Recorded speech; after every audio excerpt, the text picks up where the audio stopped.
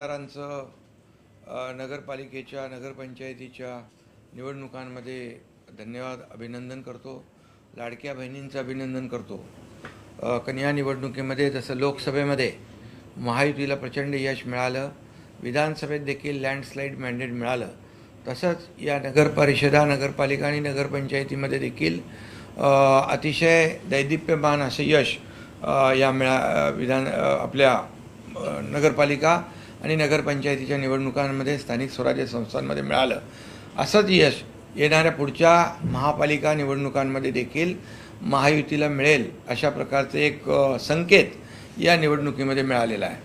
मी या निवडणुकीमध्ये पाहिलं की भारतीय जनता पक्षाने सेंचुरी मारली आहे आणि शिवसेनेने हाफ सेंचुरी क्रॉस केलेली आहे आणि शिवसेनेचा स्ट्राईक रेट देखील अतिशय चांगला आहे.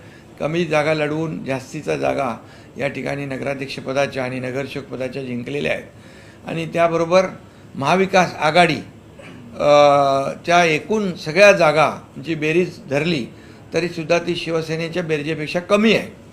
काही लोक म्हणत होते की शिवसेना फक्त ठाण्यापुरती मर्यादित आहे, तर शिवसेना आता ठाण्यापुरती मर्यादित राहिली नाही, तर शिवसेना घराघरामध्ये चांद्यापासून बांद्यापर्यंत पोचलेली आहे. हे या निकालावरून आता स्पष्ट झालेलं आहे.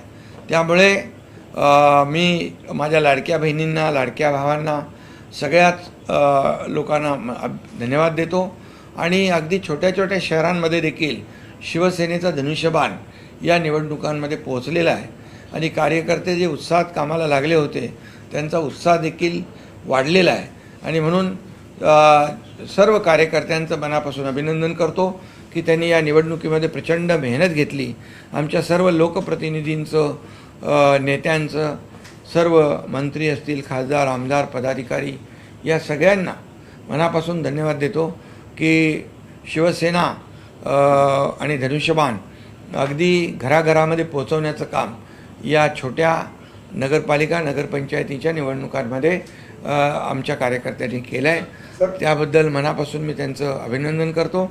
त्याचबरोबर मुख्यमंत्री देवेंद्र फडणवीसजी यांचंही मनापासून अभिनंदन करतो की भारतीय जनता पक्षाला देखील या निवडणुकीमध्ये चांगलं यश मिळालेलं आहे आणि नंबर 1चा पक्ष म्हणून त्यांना यश मिळालं आहे आणि शिवसेना देखील या निवडणुकीमध्ये नंबर 2 च्या पक्षाच्या रूपाने या ठिकाणी महाराष्ट्रामध्ये समोर आली आहे आणि शिवसेना दिलेला शब्द पाळते.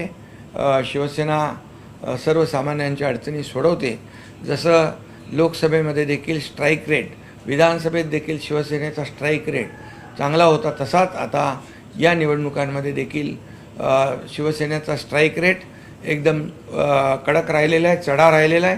हाच स्ट्राईक रेट येणाऱ्या पुढच्या महापालिकेच्या निवडणुकांमध्ये देखील महायुतीचा राहील असा विश्वास या ठिकाणी व्यक्त करतो.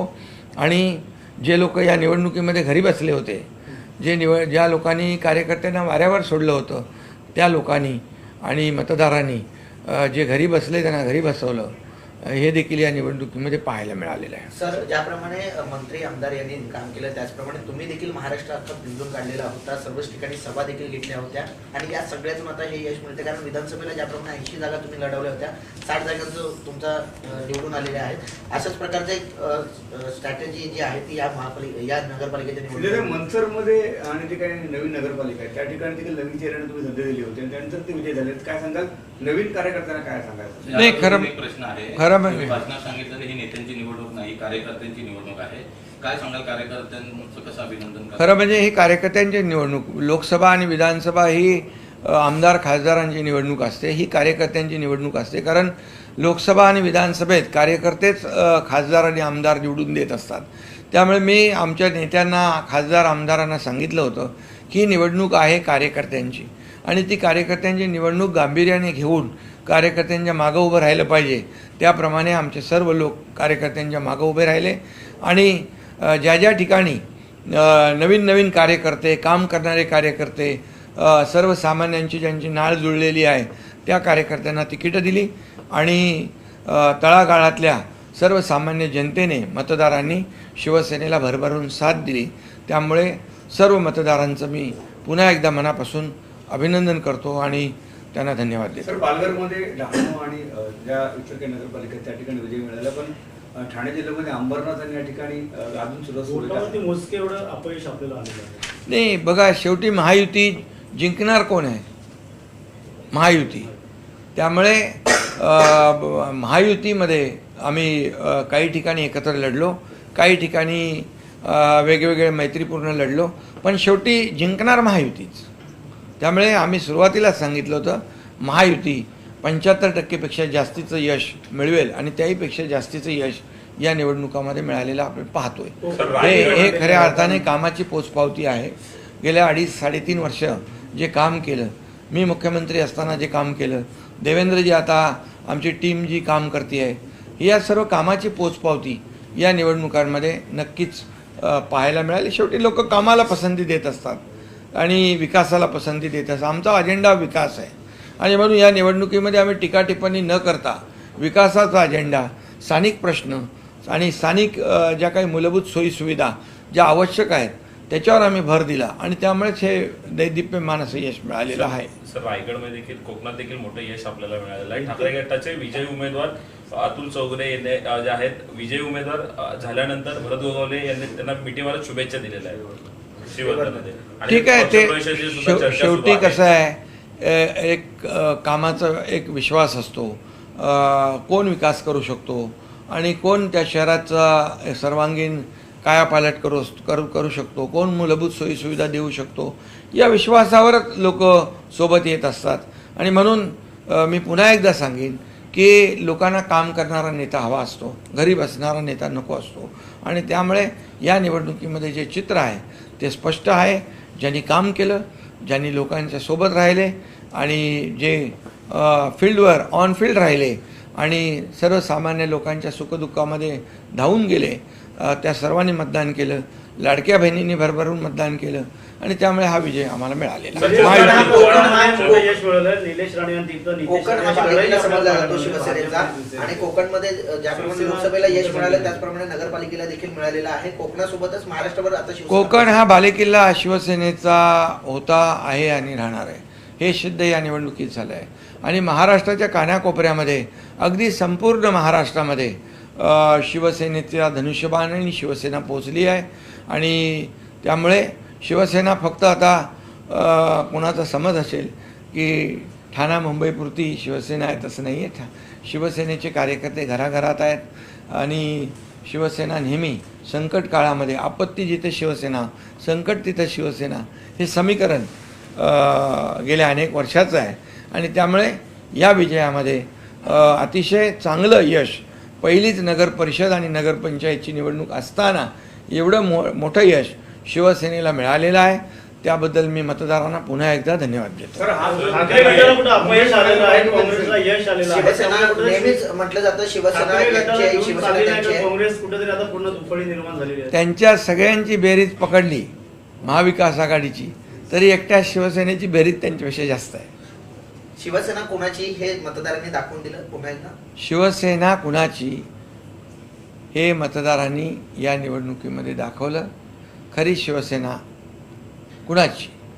शेवटी शिवसेना शिवसेनेची, शिवसैनिकांची आहे, या महाराष्ट्रातल्या जनतेची आहे.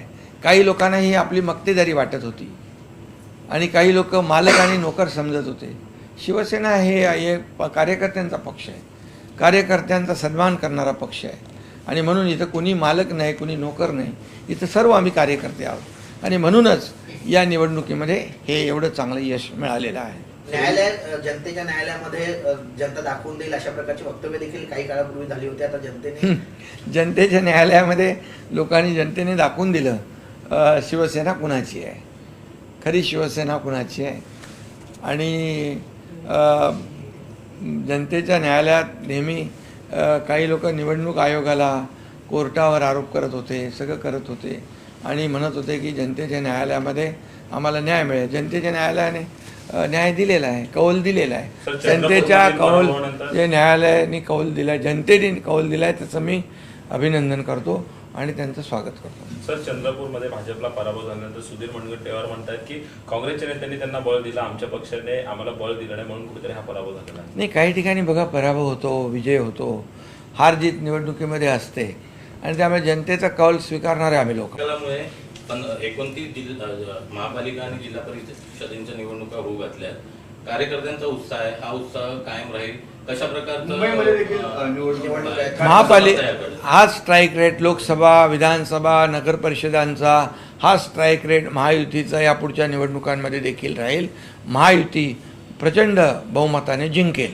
शिवसेनेचा एवढा मोठा विजय पाहायला ये तो अभी झांकी दिखाई है और पिक्चर अभी बाकी है. ठाकरे बंधू शिवसेनेने एवढा मोठा ये क्या बोलते हैं इसको, एक ट्रेलर है क्या और पिक्चर अभी बाकी है. ठाकरे बंधू पण एकत्र येतात का वाटतं? तुम्ही म्हणता की तुमचा आकडा जो आहे तो देखील एकत्र येऊन पार पडू शकले ना का वाटतं? येणाऱ्या काळात त्यांनी आता मोठ्या आकडेवारी समोर घेऊन उमेदवारी देणार आहेत त्यांना? ये जनता है, सब जानती है.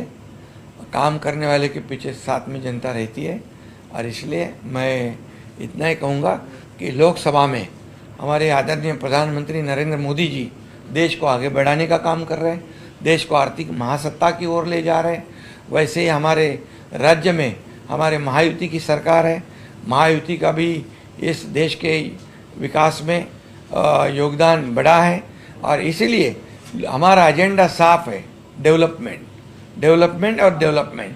हम सिर्फ राजनीति नहीं करते, ये राजनीति करने वालों को एक बहुत बड़ी सबक जनता ने इस चुनाव में दी हुई है. इसमें से उन्होंने आत्मपरीक्षण और आत्मचिंतन करना सर, चाहिए. ज्याप्रमाणे एकनाथ शिंदे हे संपूर्ण महाराष्ट्र करत होते त्यावेळेस दोन्ही ठाकरे बंधू बैठकांचं सत्र सुरू होतं, जनतेमध्ये गेले नाहीत म्हणून हा जनतेला वाऱ्यावर, कार्यकर्त्यांना वाऱ्यावर सोडल्यानंतर आणि घरी बसल्यानंतर जनता देखील त्यांना वाऱ्यावर सोडते.